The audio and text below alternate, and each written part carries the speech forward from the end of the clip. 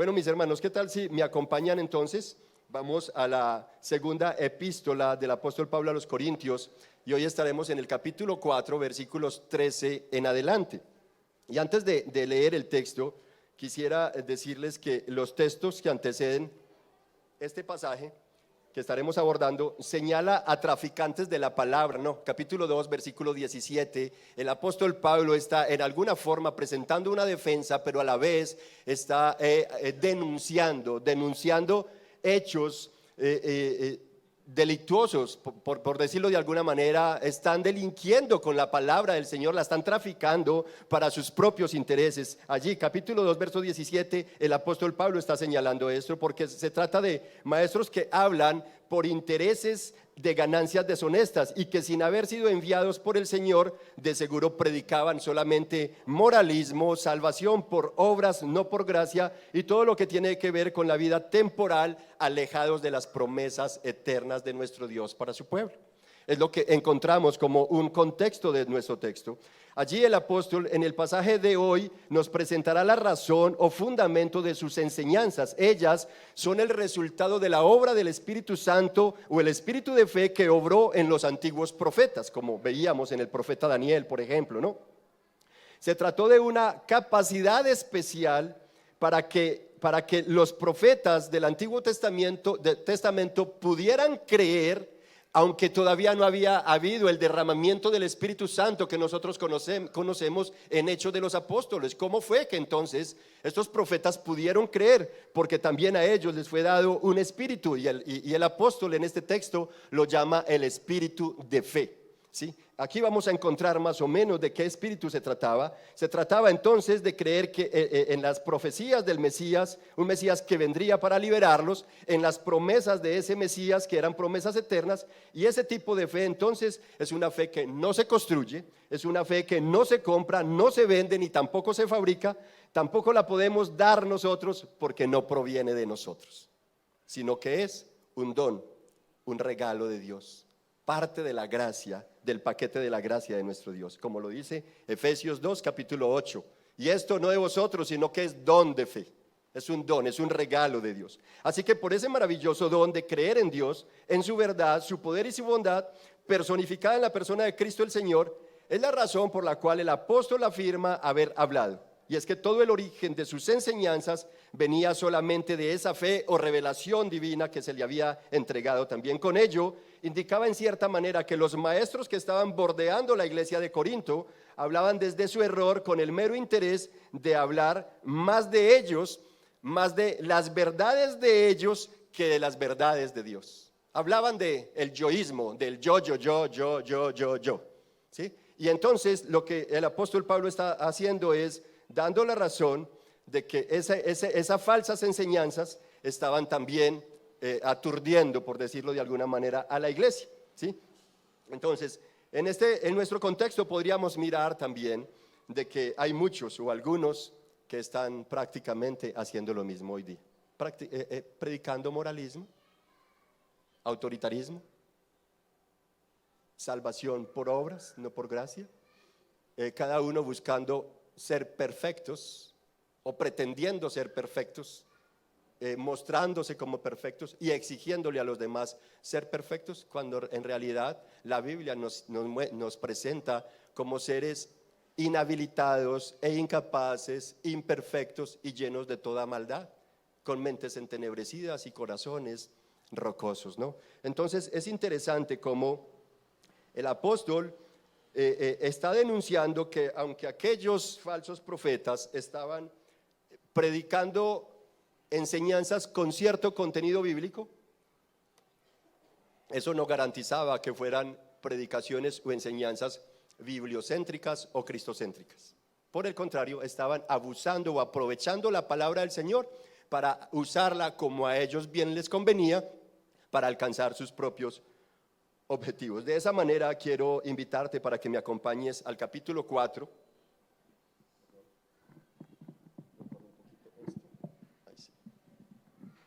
Ahí sí. Quiero invitarte para que vayas conmigo al capítulo 4. Hoy estaremos trabajando o desarrollando más bien un tema en los versículos 13 del capítulo 4 hasta el versículo 4 del capítulo 5, ¿ok? Capítulo 4, versículo 13 al capítulo 5, versículo 4, ¿ok? Entonces voy a leer para ustedes, a beneficio de ustedes, en el nombre del Padre, del Hijo y del Espíritu Santo, y leeré en la nueva versión internacional. Nueva versión internacional. A propósito, quienes trajeron su Biblia, por favor, ábranla en segunda de Corintios, capítulo 4, versículos 13 en adelante. Quienes no trajeron su Biblia, pero tienen su dispositivo electrónico y tienen allí la aplicación, enciendan sus Biblias electrónicas. Si tienes un dispositivo, no tienes la aplicación, pero tienes datos, puedes ir a Google y ahí buscas segunda de Corintios, capítulo 4, verso 13, y ahí te va a aparecer. Y si quieres le colocas al ladito NBI, para que sea la misma traducción la que vamos a leer. Si no, allí en la biblioteca, en la parte de atrás, tenemos Biblias, ya un poquito están pidiendo cambio también, están pidiendo ser renovadas. Si no, puedes acercarte a la biblioteca y tomar una en calidad de préstamo. Entonces te invito, ve conmigo por favor a la segunda epístola del apóstol Pablo a los Corintios, versículo 13. Y dice la palabra del Señor: escrito está, creí y por eso hablé. Con ese mismo espíritu de fe, también nosotros creemos y por eso hablamos. Pues sabemos que aquel que resucitó al Señor Jesús nos resucitará también a nosotros con Él y nos llevará junto con ustedes a su presencia. Todo esto es por el bien de ustedes, para que la gracia que está alcanzando a más y más personas haga abundar la acción de gracias para la gloria de Dios. Por tanto, no nos desanimamos, al contrario. Aunque por fuera nos vamos desgastando, por dentro nos vamos renovando día tras día, pues los sufrimientos ligeros y efímeros que ahora padecemos producen una gloria eterna que vale muchísimo más que todo sufrimiento. Así que no nos fijamos en lo visible, sino en lo invisible, ya que lo que se ve es pasajero, mientras que lo que no se ve es eterno. De hecho, capítulo 5, sabemos que si esta tienda de campaña en que vivimos se deshace, tenemos de Dios un edificio, una casa eterna en el cielo, no construida por manos humanas. Mientras tanto, suspiramos anhelando ser revestidos de nuestra morada celestial. Porque cuando seamos revestidos, no se nos hallará desnudos. Realmente vivimos en esta tienda de campaña suspirando y agobiados, pues no deseamos ser desvestidos, sino revestidos, para que lo mortal sea absorbido por la vida. Es Dios quien nos ha hecho para este fin y nos ha dado su Espíritu como garantía de sus promesas. Amén. Esta es la palabra del Señor. Acompáñame a orar, por favor. Padre bueno y Dios eterno que estás en los cielos, te da gracia a nuestro corazón a esta hora por darnos la oportunidad de exponernos a tu bendita palabra. Yo ruego, Señor, que bendigas a mis hermanos, quitando todo factor de distracción, y les ayudes a tener una mente despejada, como lo ordena el apóstol Pedro allí en su epístola. Mantengan vuestra mente despejada para que sepan cómo acercarse a Dios, cómo orar, cómo adorar, cómo entender.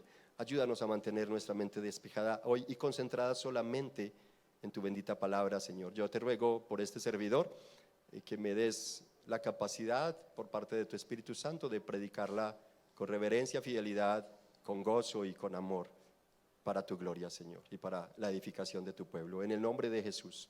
Amén y amén. Bueno, hermanos, a manera de defensa de la verdadera obra del Evangelio, Pablo está afirmando que la gracia de Dios nunca se ha detenido.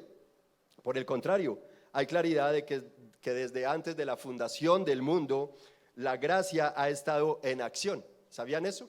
Aunque hoy en día hablamos del pacto de la gracia, que estamos viviendo bajo un nuevo pacto, sin embargo, el apóstol en esta epístola, en este pasaje, nos está hablando de una gracia que nunca se ha detenido. Y si nunca se ha detenido es porque siempre ha estado.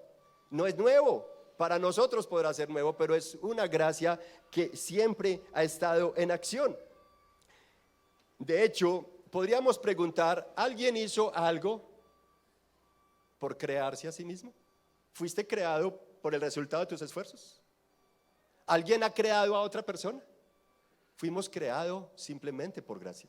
Es más, quien nos creó sabía que le íbamos a fallar. ¿Por qué creen que nos hizo entonces? Por pura gracia. De allí que si hablar del pacto de la gracia se trata, estaríamos hablando de un hilo redentor que comienza desde Génesis 1 y termina en Apocalipsis 22.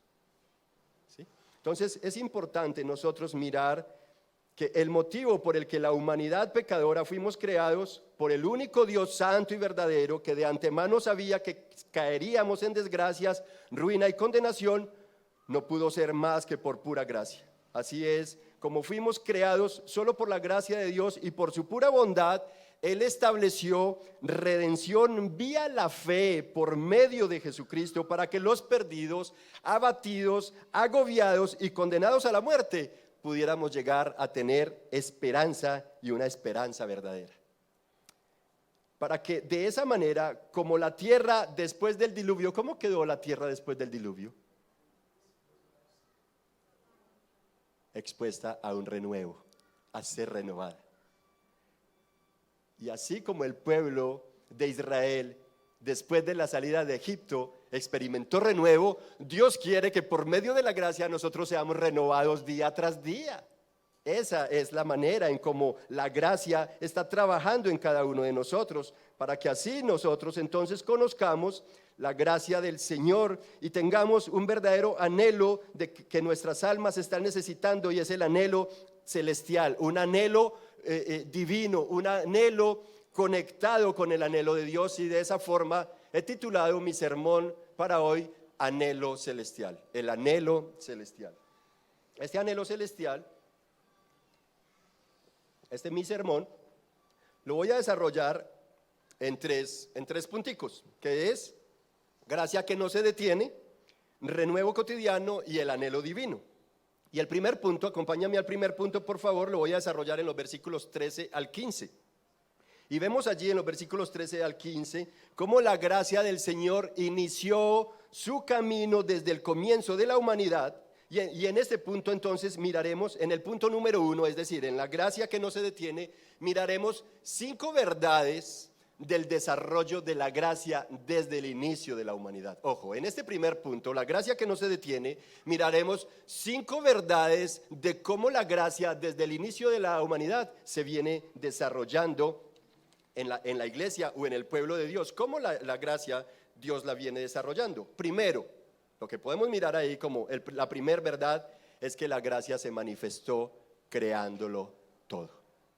Creándolo todo. Génesis 1 hasta el capítulo 2 prácticamente estamos mirando cómo por gracia, ¿cómo estaba todo? ¿Desordenado?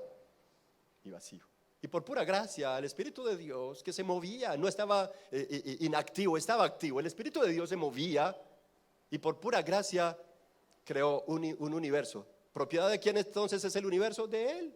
Y lo creó por pura gracia. Y en ese universo nos puso a participar a nosotros. ¿Por qué lo hizo? Por pura gracia. ¿Sabía Él en su omnisciencia cómo nos íbamos a comportar? Claro que sí. ¿Por qué crees que nos creó entonces? Por pura gracia. Solo por gracia Dios hizo al hombre. Y ¿sabes qué? Algo particular es que no nos hizo a la imagen de los animales, de una cosa, de una montaña. No, nos hizo conforme a su imagen. ¿No les parece precioso? Ya esto me tiene que llevar a mí, conducirme por un camino o un canal de adoración y de gratitud y de rendirme delante de Él a depender solo de Él. La gracia entonces se ha venido moviendo, hermanos, construyendo al hombre. Y esto que nos hizo a su imagen y semejanza tiene muchas connotaciones, y una de ellas es que nos hizo libres. Nuestro Dios es un Dios libre. Él es Dios y nos hizo con libertad. Nos hizo libres. Allí el hombre tenía libertad para toma de decisiones. Allí el hombre era libre de condenación, era libre de pecado, el hombre era libre para tomar sus decisiones. Esa libertad que quedó coartada después del pecado, ¿no? Por pura gracia, el Señor no solamente hizo al hombre y lo hizo libre, sino que lo puso en su jardín, preparó un jardín maravilloso, y por pura gracia no lo dejó por fuera de ese jardín, sino que lo involucró, lo llevó a habitar en el jardín de Dios. Allí el hombre disfrutaba de toda gran abundancia de tranquilidad y paz y estaba en plena comunión con el Padre permanentemente. Lo hizo tan conforme a su semejanza que le dio libertad para estar en comunión permanente con el Padre. Es importante tener presente esto. Lo único que le representaba, entre comillas, peligro, por decirlo de alguna manera, era el árbol del conocimiento de bien. No que el árbol del conocimiento y del bien sea peligroso, no, para nada. Tal vez tendría su lugar, digo yo, en su momento, en la revelación progresiva. En la revelación progresiva, el árbol del bien y del mal, en el propósito de Dios con el hombre, tendría su lugar, pero en la precocidad, en la pecaminosidad que el diablo quería imputarle al ser humano, entonces tomó lugar el árbol del bien y del mal. Pero es tan precioso que por pura gracia, nuestro Dios, y con esto voy a la segunda verdad, por pura gracia, mis hermanos, Dios no solamente le dio, puso a participar al hombre en su jardín, sino que le dio código de protección, su palabra. Y ahí encontramos Génesis 2:17. De todo podrás comer excepto de este. Y como advertencia, instrucción e información. De esa manera estarás protegido. ¿Le dio libertad o no le dio libertad? Claro que le dio libertad. Entonces hizo al hombre en libertad. Pero aparte de eso, entonces encontramos no solamente esto, encontramos también en cuanto al sustento del hombre. ¿Creen que el hombre en sus inicios hizo algo por sostenerse a sí mismo, por su manutención? Nada, por pura gracia. Dios lo puso en el jardín del Edén y le dijo: de todo árbol bueno puedes comer, de todo fruto, come tranquilo. Lo puso en abundancia, por pura gracia. No fue que hizo Dios al hombre y mi hijo, ahí te hice y te puse en este universo, mire a ver cómo haces. No, Dios le dio todo anticipado. ¿Sí? Principios teológicos en finanzas nos invitan a que ordenadamente podemos vivir mes anticipado y no mes vencido. Cierro paréntesis, abrí un paréntesis para decir eso, pero es importante en cuanto al sustento. El segundo punto de nuestro punto 1, o la segunda verdad de nuestro punto 1, nos habla también de que Dios no solamente nos hizo por pura gracia a su imagen en libertad, sino que nos dio sustento cuando nosotros nunca hicimos nada para habernos sostenido. Además, para instruirlo y protegerlo de los estragos y condenación que le podría provocar la rebeldía de acceder al árbol que Dios le había dicho: no lo hagas. Dios por su gracia le dio también el medio oportuno para que ellos estuvieran seguros. Y allí vamos a encontrar eso en Génesis 2, versículos 16 al 17. Hizo pues Dios al hombre, y al hombre que había hecho lo puso en su jardín y le dio estas palabras, palabra de Dios. Juan Esteban ahorita en la oración confesional pedía perdón al Señor, no solamente por él, sino por toda la iglesia, de cómo nos cuesta acercarnos a la palabra del Señor, aceptar la palabra de Dios, contemplar la palabra de Dios, meditarla, disfrutarla y obedecerla. Y alguna cosa entonces vemos acá es que desde el inicio los medios de gracia fueron entregados al hombre. El primer medio de gracia, aparte de la creación, de haber sido hechos a imagen y semejanza, aparte de la libertad y del sustento, fue la palabra de Dios, para protegernos y bendecirnos. De manera que el hombre entonces contaba con todo. Había libre albedrío para mantenerse en la gloria del Señor. Él podía decidir: ¿me quedo en la gloria de Dios o haré algo para ser destituido de la gloria de Dios? ¿Se dan cuenta? Es precioso esto. Así que, haciendo uso correcto de la palabra de Dios, el hombre, por la gracia mencionada, podría evitar la muerte espiritual y mantenerse en el jardín del Señor, disfrutando permanentemente de su presencia. Pero por prestarle más atención a las palabras del enemigo, cayó, y con él todos caímos. Toda la humanidad cayó en el pecado del diablo y quedamos destituidos de la presencia de Dios, condenados a la destitución, según lo habla el apóstol Pablo en Romanos 6:23, y quedamos como hijos de ira, hijos de desobediencia, hijos de aquel al que la humanidad empezó a obedecerle, por haber menospreciado en alguna forma la palabra del Señor. Es importante entonces como el ojo de Dios, que es rico, la mirada de Dios, mirando la circunstancia, el estado en el que quedó el ser humano, no fue indiferente a tal trágica realidad, sino que más bien en su riqueza de misericordia, antes de alejar al hombre de su jardín, advirtió: ojo, advirtió a Satanás, y eso lo encontramos allí en Génesis capítulo 3, versículo 20, creo, advirtió a Satanás acerca de su plan de redención para no dejar al hombre así. Además, con ese plan que le estaba advirtiendo a Satanás, le estaba dando a entender también cómo a través de ese plan de redención Dios aplastaría la cabeza del enemigo y finalmente le tendría un lugar para su eternidad. Allí entonces estaba cantando la victoria de su Hijo amado, quien vendría a desarrollar un plan en el cual salvaría al pueblo del estado y la condenación en que había quedado. En otras palabras, le estaba anunciando al diablo su derrota final. ¿Se dan cuenta entonces cómo la gracia de Dios jamás se ha detenido?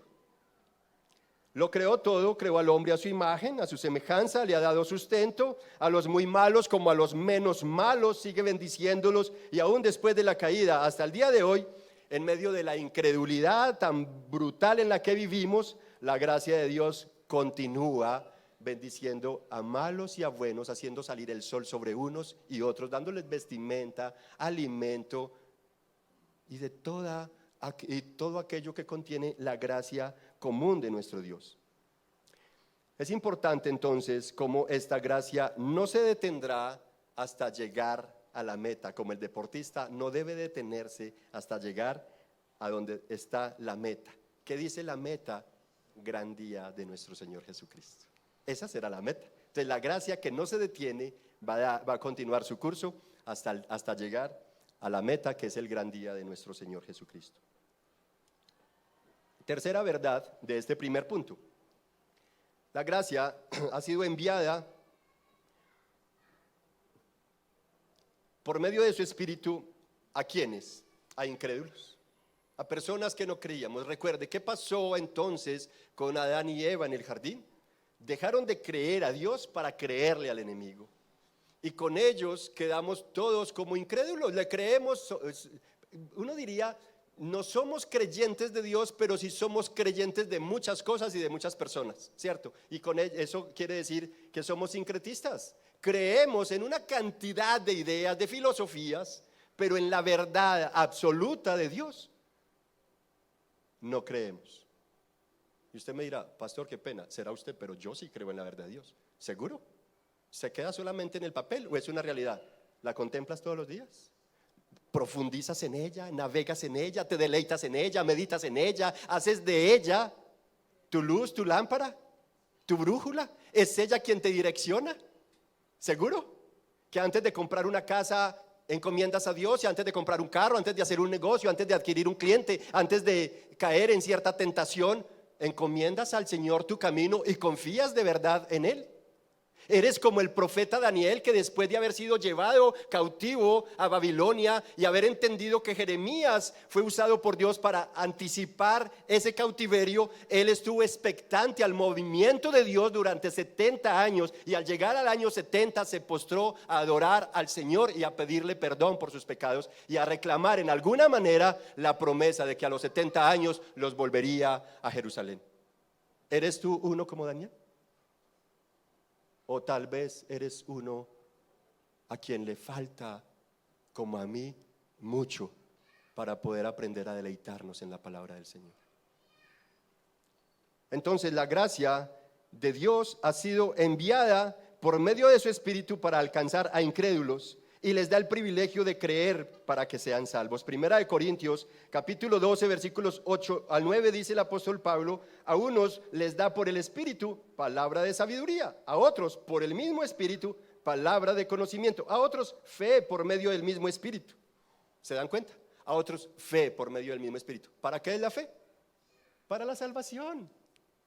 Y esto no de vosotros, pues es don de Dios, para que por gracia sean salvos. Amén. Efesios 2:8 afirma que es un regalo de Dios para llevarnos a creer en Cristo y en sus promesas, para que seamos entonces salvos por la gracia. De allí que en nuestro pasaje el apóstol arranca señalando que Dios otorgó a los profetas del Antiguo Testamento. Y usted me preguntaría: ¿cómo así? Sí, mire que arranca diciendo, capítulo 4 versículo 13, ¿qué arranca diciendo el texto? Escrito está. ¿Dónde? Salmo 116 versículo 10. El salmista David está diciendo que a él le fue dado espíritu de fe. Y el apóstol Pablo dice, así como el espíritu de fe fue dado a los profetas antiguos, a nosotros también por el mismo espíritu de fe. ¿Se dan cuenta que ahí lo dice la palabra? Escrito está, creí y por eso hablé. Con ese mismo espíritu de fe también nosotros creemos y por eso es que hablamos. No hay otra razón, no hay otra razón por la cual nosotros podamos testificar de Cristo, testificar de la palabra de Dios, del poderío y majestad. No hay otra razón para nosotros decir, sabes, ahora soy cristiano, no por mis obras, sino por la obra de Cristo. He sido convertido, no me he convertido, Dios me convirtió. He sido afectado por su palabra, no por mis filosofías. Cambian las cosas, ¿verdad? Cambia mucho. En este caso entonces el salmista David está hablando de un espíritu de fe que lo llevó a creer en un Dios que no se dejaba ver. Y si Cristo es el autor y consumador de la fe, entonces ¿de qué espíritu estamos hablando que le fue dado a los antiguos profetas? El espíritu de Cristo. Él es el autor y el consumador de la fe. Por eso somos llamados a poner nuestros ojos en Él. Entonces, ¿en qué espíritu era el que estaba morando en los profetas del Antiguo Testamento? El mismo espíritu de Cristo. Y este mismo espíritu de Cristo es el que viene a su iglesia, ha sido derramado sobre nosotros y por eso somos templos del Espíritu Santo, tabernáculo de Jesucristo. En nosotros mora la misma presencia de Jesús. ¿Cuántos dicen amén? Pablo, inspirado entonces por el Espíritu Santo, deja claro que por ese mismo espíritu de fe es que el hombre, quien quiera que sea, podrá llegar a creer en Dios y en sus promesas. Y una vez hecho esto, deberá testificar de la obra de Dios. Esa es la razón por la que Pablo afirma, mis hermanos, por eso hablo, no hay otra razón. Mira, no son mis doctorados en leyes internacionales, no son mis PHs en teología y en divinidades, no. La única razón es porque me fue dado el espíritu de fe y yo no hice nada para eso. Es más, cuando yo me encontraba persiguiendo a los cristianos, persiguiendo a la iglesia, persiguiendo el nombre de Cristo, allí me llegó el espíritu de fe. Él no hizo nada. ¿Se dan cuenta que es por pura gracia nada más?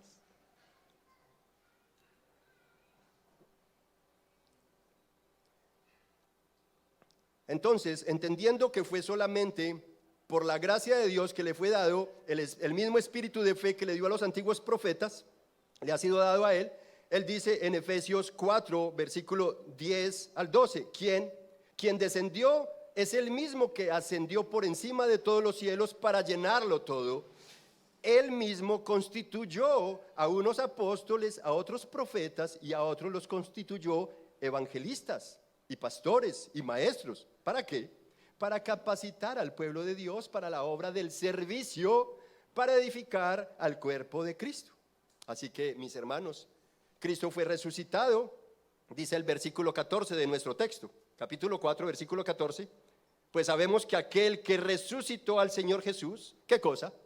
Nos resucitará también a nosotros. O sea, no fue poca cosa que no solamente resucitó a Cristo, sino que también nos resucitará a nosotros. Esa era la tercera verdad entonces. ¿Cuál es la tercera verdad, mis hermanos? Es correcto. La cuarta verdad es que siendo como somos, tardos para oír, lentos para entender, nuestro corazón es presumido. Siendo nuestro corazón altivo, vanidoso y engañoso, con todo esto, no hacemos de la palabra de Dios nuestro deleite y meditación en todo tiempo, y disfrutamos más de las cosas y de las personas que disfrutar de la presencia del Señor en nuestras vidas. Siendo así, aún con todo esto, el apóstol Pablo, direccionado por el Espíritu Santo, aseguró a los cristianos de Corinto que por el don de la fe, o sea, por el mismo espíritu de fe, creemos. Les está involucrando también a ellos. No solamente creí, también ustedes han creído. Por tanto, no solo seremos resucitados con Cristo, sino, ojo, seremos llevados a su presencia. No solo seremos resucitados con Cristo, sino que seremos llevados a su presencia. Esto tiene que marcar en nosotros algo muy profundo. Esto tiene que marcar en nosotros una convicción de la cual nos va a afirmar cada día más y más en nuestra identidad, en lo que somos, en lo que seremos también. Y esto nos debe llevar a mirar cuán misericordioso ha sido el Señor con nosotros, ¿no? Esto aplica no solamente para los corintios, sino para todos los cristianos en el mundo. Todo cristiano, toda persona que ha creído en Cristo, que ha entregado su vida al Señor y que vive para su gloria, entonces debe tener seguro consigo de que será resucitado así como Cristo fue resucitado, y no solamente será resucitado, sino que será llevado a su presencia. Y Jesús lo dijo aquel día en la cruz, diciéndole al ladrón que estaba a su lado: de cierto te digo que hoy estarás conmigo. Es importante eso. A nosotros entonces el apóstol Pablo nos está recordando que seremos llevados a su presencia. De esta manera las doctrinas de la Reforma son contundentes, mis hermanos, y la Biblia es clara. Solo por el don de la fe podemos creer en la obra de Dios centrada solo en Cristo. Ahí vamos a dictar las 5 solas de la gracia. Solo por el don de la fe podemos creer en la obra de Dios centrada solamente en Cristo, para que únicamente por la sola gracia llegásemos a la sola Escritura, siendo esta suficiente e inerrante para la santificación de los pecadores redimidos, para la exclusiva y sola gloria de nuestro Padre Celestial. Y quinta verdad de este primer punto, para terminar con el primer punto: la gracia en acción permanente es la que permitió el ministerio del apóstol Pablo. Es la que permite la administración de la verdad de Dios en cada escenario como este y por cada servidor del evangelio, para que, según el versículo 15 dice, es por el bien de la iglesia, el bien de ustedes, para que la gracia que está alcanzando a más y más haga abundar la acción de gracias para la gloria de Dios. ¿Se ha detenido la gracia?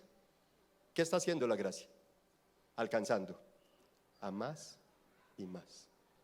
Es decir, la gracia, el pacto de la gracia que Dios hizo en la Trinidad, es una gracia que se ve reflejada desde antes de la fundación del mundo. Y usted me diría: ¿cómo así, pastor, que esa gracia se ve reflejada? Sí, imagínate que según el apóstol Pablo en Efesios 2, versículo 8, nos está diciendo al 10 que antes de la fundación del mundo, Dios por su gracia estaba preparando buenas obras para que usted y yo andáramos en ellas. ¿No es eso gracia? Por favor, la gracia jamás se ha detenido y siempre ha existido. El pacto de la gracia en el que estamos. Solamente que para nosotros y en la historia de la humanidad, pues ha sido bajo un manto o una verdad que se llama revelación progresiva. Con esto, mis hermanos, paso al segundo punto: renuevo cotidiano, y estaré en los versículos 16 del capítulo 4 hasta el versículo 1 del capítulo 5. Y vemos allí cómo el apóstol Pablo es forzado en animar a su audiencia, es decir, la iglesia de Corinto, y con esto a todas las iglesias en el mundo entero.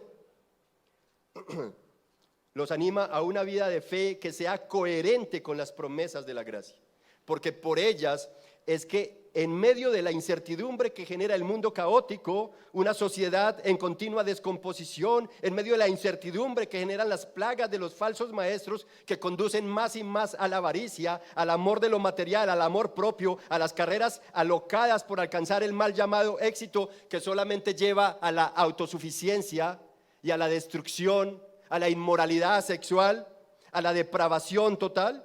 Entonces el apóstol, con el ánimo de afirmarlos en medio de esos escenarios, los anima, los exhorta y los confronta para que desarrollen o ejerciten cada vez más las doctrinas o las disciplinas espirituales, para que así se ejerciten para la piedad.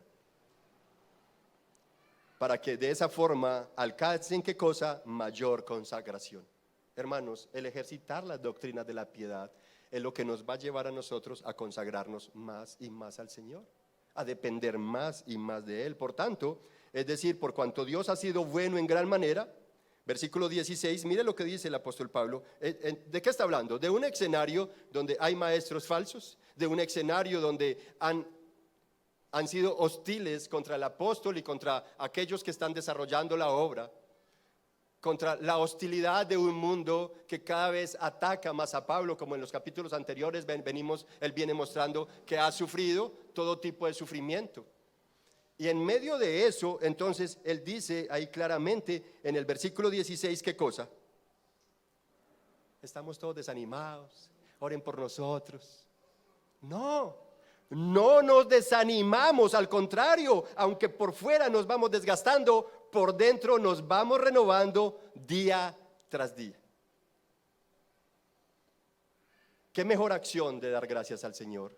¿Qué mejor forma de poder ofrecer alabanza y adoración al Señor sino decirle: Señor, aunque por nuestro pecado este cuerpo que tú hiciste perfecto ha quedado bajo imperfección y bajo maldición, sin embargo, aunque por fuera se desgaste, por dentro, por el poder de tu palabra y el mismo espíritu de fe que le diste a los profetas antiguos, a los apóstoles y también a mí, entonces voy a ser renovado día tras día para la gloria eterna de nuestro Dios.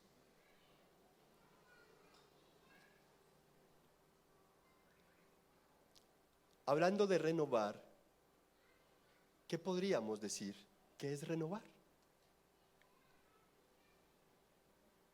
Si fueras a renovar tu casa, tal vez quitarías algunas partes de paredes que están deterioradas, las vas a raspar, vas a hacer quitar ese pañete, ese revoque, ese estuco inflamado, lo vas a quitar, le vas a echar uno nuevo, luego vas a estucar, luego vas a pintar, tal vez le vas a quitar el color que tiene y vas a poner otro color, tal vez vas a quitar esta lámpara y vas a colocar una lámpara nueva, estás renovando, ¿verdad?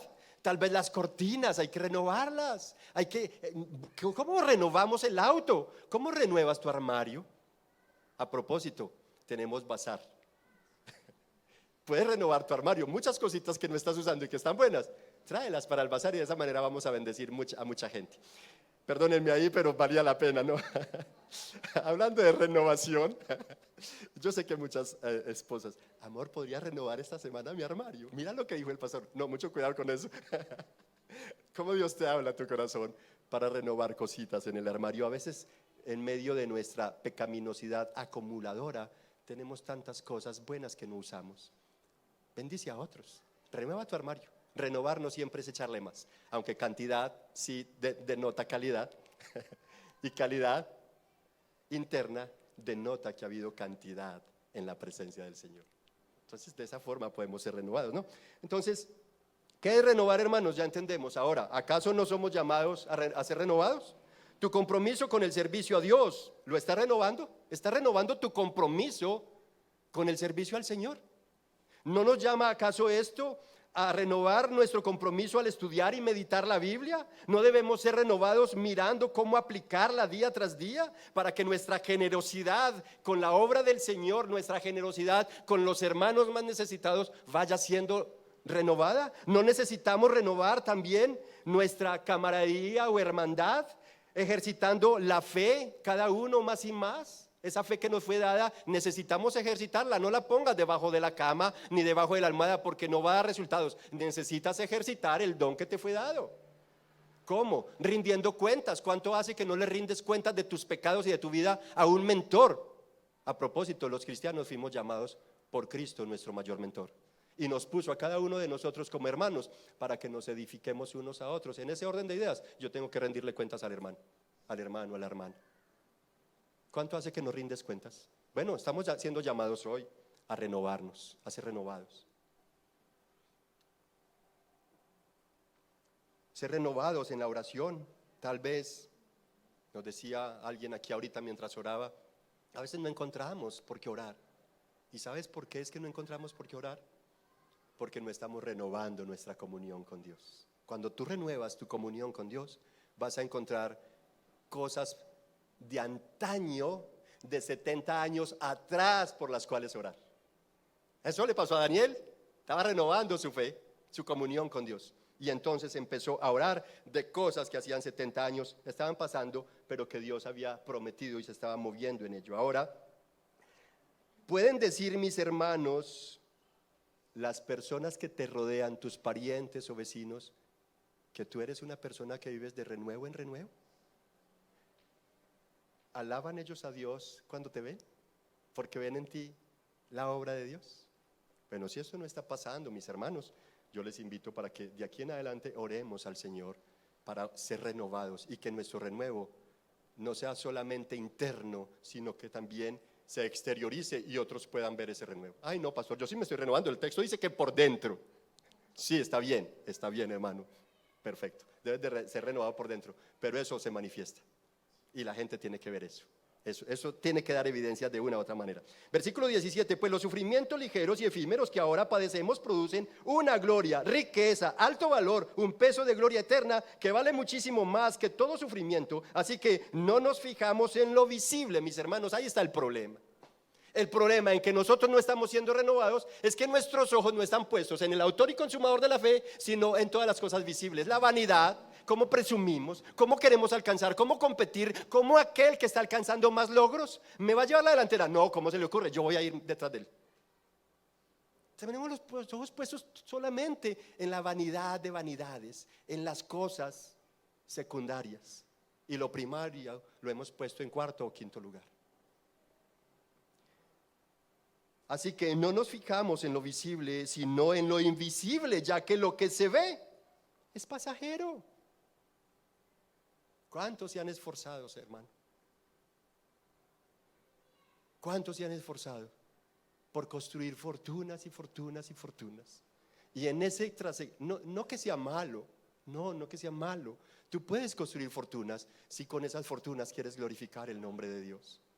Tú puedes construir, hacer de ti una persona muy intelectual, con mucho conocimiento, pero en verdad la motivación de conseguir esa fortuna, esa riqueza, ya sea material o intelectual, ¿es para glorificar a Dios o es para presumir en un mundo de vanidad? Si es para glorificar a Dios, bienvenida a esas riquezas, intelectuales o materiales, bienvenida, abrázalas y sigue adelante. Pero si no estás teniendo a Dios, sino que lo estás sacando de la ecuación, déjame decirte que estás acumulando riqueza para tu propia destrucción. Y con todo y riqueza intelectual o material, los infiernos siguen jalando gente así.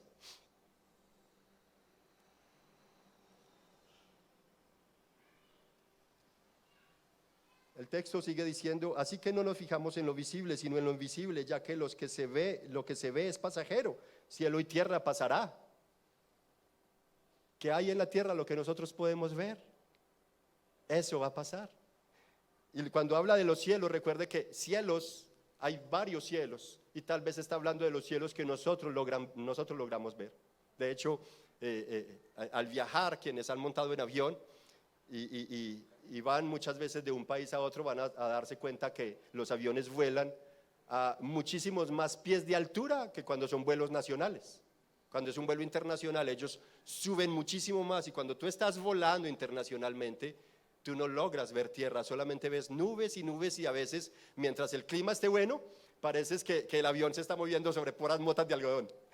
Y uno como que, ay, qué rico estar en esas nubes, y uno da vueltas allá, delicioso, ¿sí? Entonces, habla de unos cielos que posiblemente son aquellos que el ojo humano alcanza a ver. Sí, pero ¿sabes algo? Dios dice que su palabra no pasará. Cuando fijamos nuestros ojos en lo vano, en lo que es visible, como las nubes aquel, por allí me hicieron señas, claro, póngase a dar vueltas ahí, verá, para tu propia destrucción pusiste tus ojos en esas nubarronas, ¿cierto? Entonces es importante esto, mientras que lo que no se ve es eterno.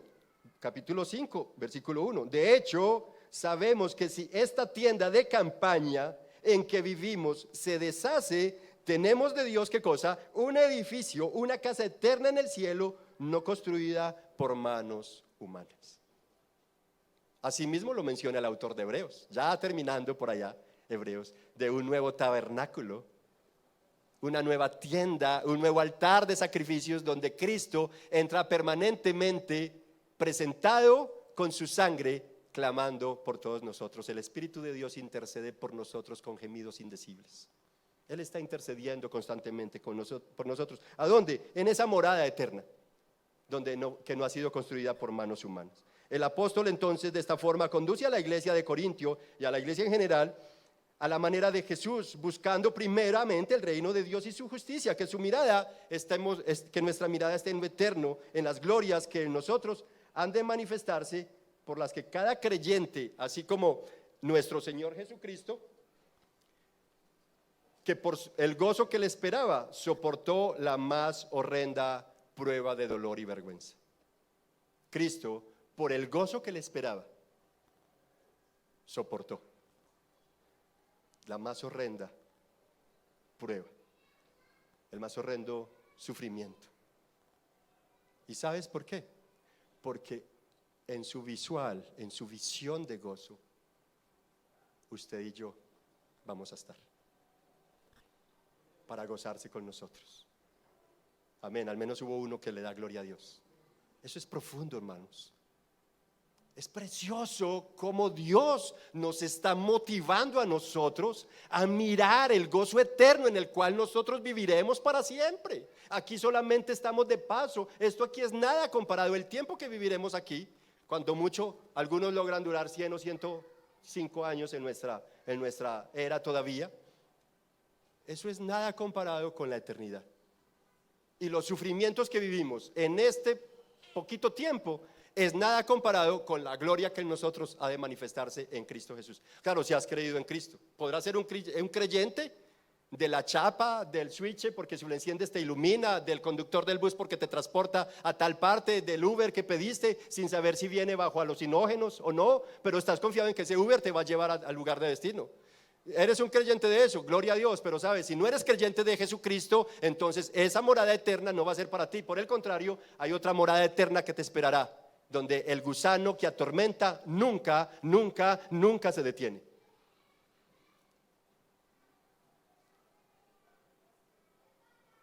Hebreos 12:2 es donde se afirma que por el gozo que Cristo visualizaba era que soportaba tal sufrimiento. Y para terminar con esta quinta verdad, con este segundo punto ya, el apóstol Juan informó. ¿Qué informó? Ahí está, aquí está en este pendón.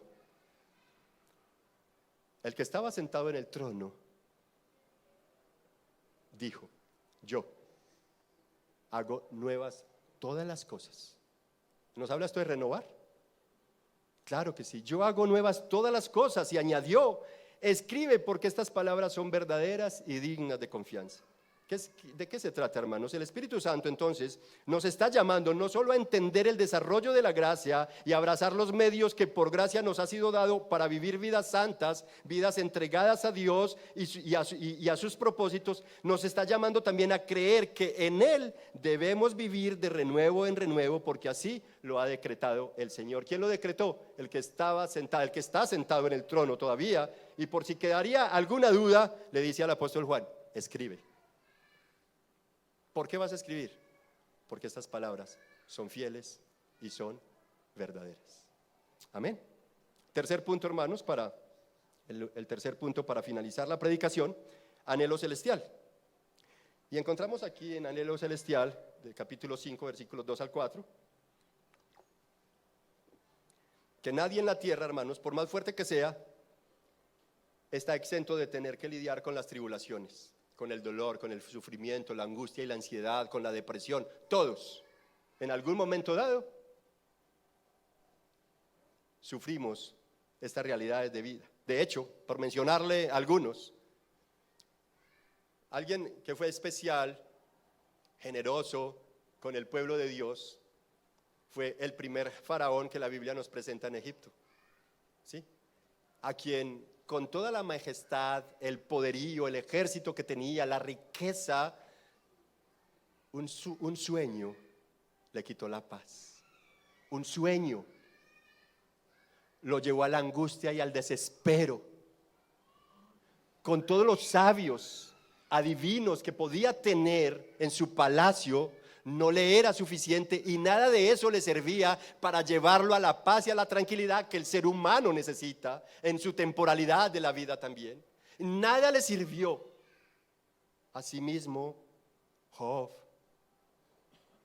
con toda la riqueza, lo hacendado y ganadero que pudo haber sido, con 10 hijitos preciosos que tuvo, una esposa maravillosa y con el gran ejemplo de modelo de ciudadano que fue en su contexto, nada de ello lo llevó a vivir con plena felicidad. José, el más amado y privilegiado por su padre, estrenando túnica, renovando su vestuario, también tuvo que soportar las angustias de un mundo hostil, depravado, que cada día nos está llevando hacia la destrucción. Y para que se mostrara la gracia y la gloria, el poderío de nuestro Dios, a ese grandísimo y excelso, por decirlo de alguna manera, faraón, solamente un chiquitín, un jovencito, fue usado como instrumento de gracia por parte de Dios para traerle la paz a un faraón que necesitaba comprender el propósito de Dios para su vida. A ese Job, ninguno de los primeros 3 amigos experimentados pudieron ser instrumentos de gracia para llevarlo a donde tenía que entender su propia condición de petulancia y altivez de espíritu. Y también al más jovencito fue usado como instrumento de gracia para Dios reconvenirlo. Y a José, un sufrimiento como el que vivió, la angustia de ser alejado de su familia y perder toda esperanza de volver a tener conexión con ellos, lo llevó a entender los propósitos de Dios cuando vio a sus hermanos ahí rendidos ante Él y poder decirles: no se preocupen, no tengan temor, que Dios lo permitió así. Entender la voluntad de Dios es lo único que va a traer descanso al alma humana.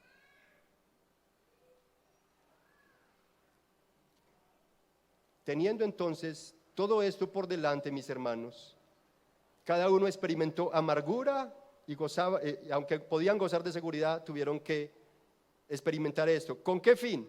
Para entender lo frágil y vulnerable que es el ser humano. El faraón entendió lo frágil y vulnerable que fue Job, entendió lo vulnerable y frágil que fue, y José pudo entender que no hay mejor sueño, aunque fue llamado como el soñador de la Biblia, no hay mejor sueño que el sueño de Dios. Por eso el anhelo celestial es aprender a soñar con Dios. No soñar con nosotros, sino soñar con Dios. Porque nosotros somos incapaces de soñar algo bueno. Así lo permite el Señor para mostrar su eterno poder y bondad. Al faraón le proveyó aquel jovencito, a Job otro jovencito, y a José le mostró la necesidad de ser conmovido por la presencia de sus hermanos, donde aquel hombre que pensó que ya no había esperanza y que ya su familia la había perdido completamente, Dios cuida el camino de los justos, dice el Salmo capítulo 1, el último versículo. Todo esto sucede porque Dios cuida tu camino y mi camino. Él estaba cuidando el camino de José. Hermanos, la gracia de Dios está desde antes de la fundación del mundo y no se ha detenido. En este momento sigue su curso. ¿En qué camino vas tú de la mano con la gracia? Es importante que nos preguntemos esto. ¿Estoy caminando, verdad, en la gracia del Señor? Por eso el apóstol Pablo, hermanos, nos habla entonces de un anhelo. Nos quiere llevar a entender que independiente de los gemidos y suspiros que podamos experimentar en esta tierra, ahí vemos, ¿no? Capítulo 5.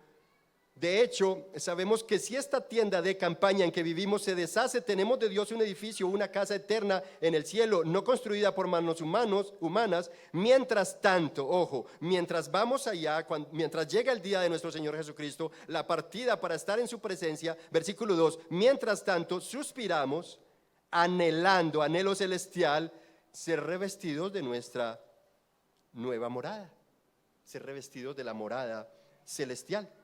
De esta manera, entonces, el apóstol nos está invitando a ser renovados permanentemente y a anhelar con Dios, ser revestidos. O como diría en la iglesia de Filipos, en cambio nosotros somos ciudadanos del cielo, de donde anhelamos recibir al Salvador, el Señor Jesucristo, quien transformará nuestro cuerpo miserable para que sea como su cuerpo glorioso mediante el poder con que somete a sí mismo todas las cosas. El Señor, hermano, nos está llamando en primera instancia a que conozcamos, abracemos y nos sometamos a la doctrina de la gracia. No es por obras, es la gracia, y esto nos lleva a amar, adorar y agradecer más y más al Señor para consagrar nuestras vidas. En segundo lugar, nos lleva a entender nuestra necesidad, mis hermanos, nuestra necesidad de ser renovados cada día con los medios de gracia que Él ha establecido para nosotros, que son las doctrinas espirituales, las doctrinas bíblicas, para que nuestro espíritu se fortalezca cada día más y más. Y en tercer lugar, nos está invitando a tener un anhelo con Dios, un anhelo celestial. Debemos anhelar con Dios y no con nosotros mismos. En conclusión, mis hermanos, la gracia de Dios nunca se ha detenido. Desde antes de la fundación del mundo ha estado en acción favorable y ha establecido una redención por la fe en Jesucristo, para que por pura gracia los perdidos, abatidos y agobiados por medio de la vida, muerte y resurrección de Jesucristo, seamos alcanzados, seamos renovados y anhelemos lo que en verdad nuestras almas están necesitando. Otra vez, el Señor, por medio de la gracia, ha establecido una redención por la fe en Jesucristo, para que por pura gracia, valga la redundancia, los perdidos, abatidos y agobiados por medio de la vida, muerte y resurrección de Jesucristo y por medio de sus promesas, seamos alcanzados, renovados y anhelemos lo que en verdad nuestras almas están necesitando. Amén. Con esto termino diciendo, si eres una persona o has escuchado este mensaje y podrías decir que en verdad has sido un creyente, pero no de Jesucristo, sino de las ideologías humanas, de las supersticiones que el hombre ha construido, debes entender esto: el pecado a todos nos dejó en bancarrota. El pecado a todos nos dejó bajo condenación eterna y bajo esclavitud del diablo. Por ese motivo nos dejó a la merced de la destrucción en el infierno. Fue por ese motivo que en Romanos dice que fueron destituidos de la gloria de Dios. Pero Dios, que es rico en amor, que es abundante en compasión y en misericordia, envió su bendita gracia, que hasta el día de hoy sigue extendiéndose a más y más personas.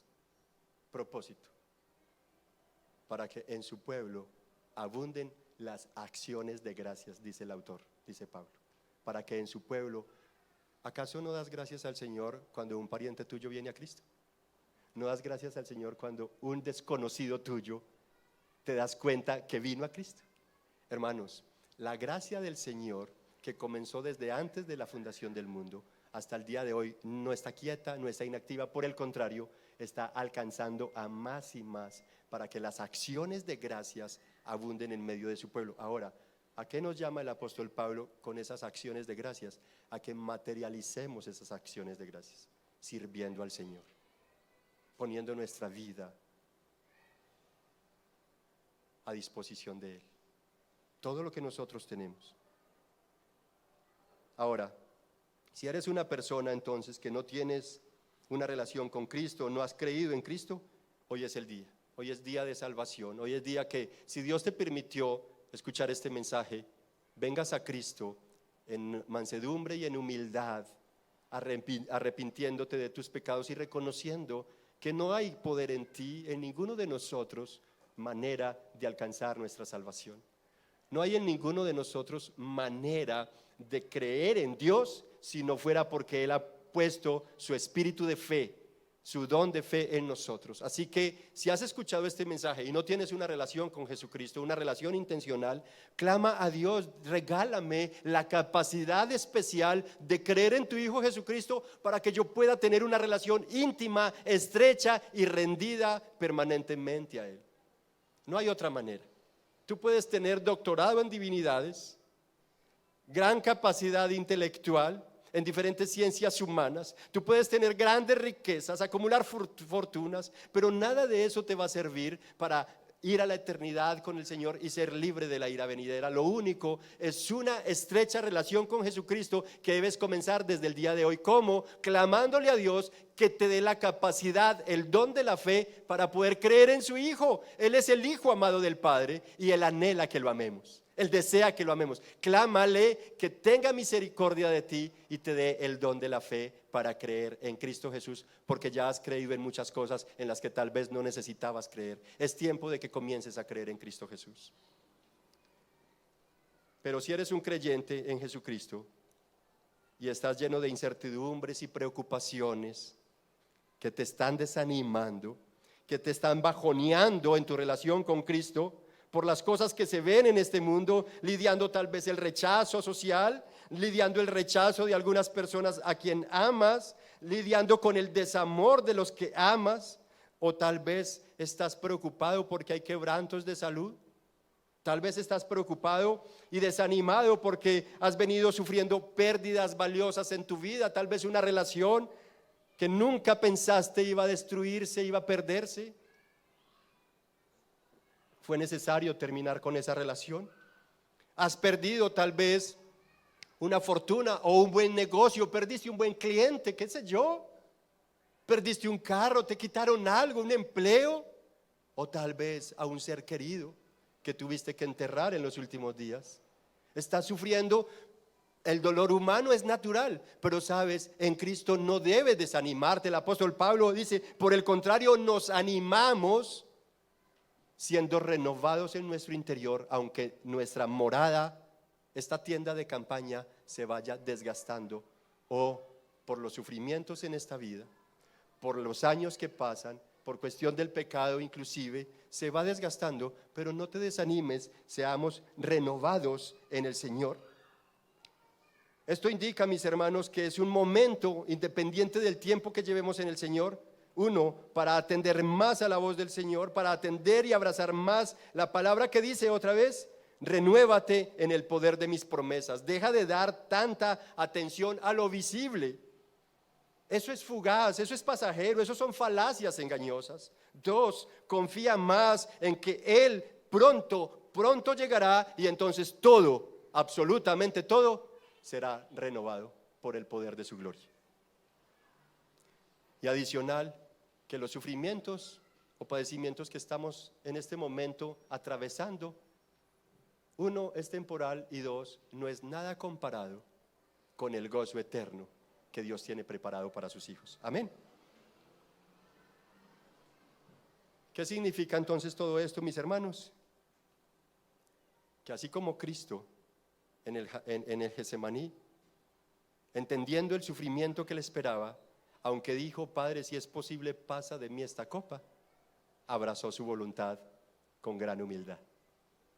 Dios te permita, mi amado hermano, joven, adulto, soltero, casado, esperar y abrazar con humildad la voluntad de Dios, que aunque a nosotros no nos parezca buena, siempre seguirá siendo buena, agradable y perfecta, y será para el beneficio de la iglesia, de todos nosotros. Amén. ¿Qué tal si oramos y bendecimos el nombre de nuestro Dios? Padre santo y Dios eterno que estás en los cielos, te da gracia a nuestro corazón, y como pueblo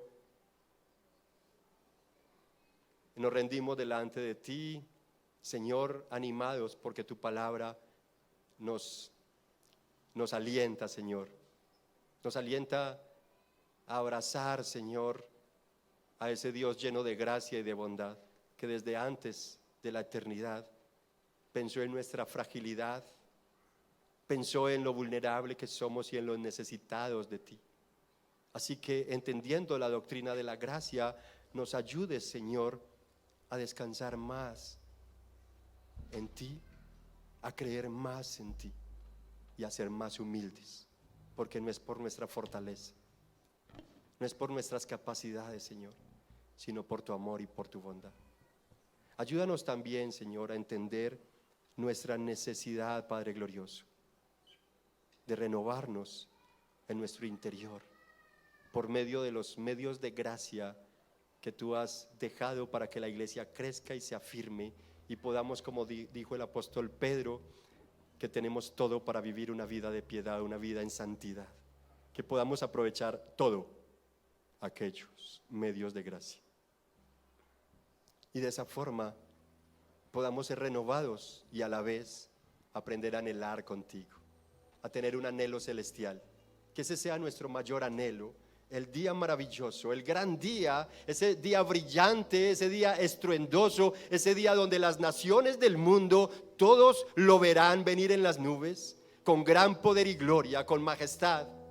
Y entonces los muertos en Cristo resucitarán primero, y los que hayamos quedado vivos, transformados en un instante, seremos levantados con ellos en las nubes, y allí te veremos y nos encontraremos contigo y viviremos contigo para siempre, Señor. Que ese sea nuestro anhelo, nuestro mayor anhelo, que haya en la iglesia hoy, Señor, en una iglesia llena de incrédulos, un anhelo celestial que solamente lo puede provocar el Espíritu Santo por medio de la gracia eterna con la cual te has movido a favor de nosotros.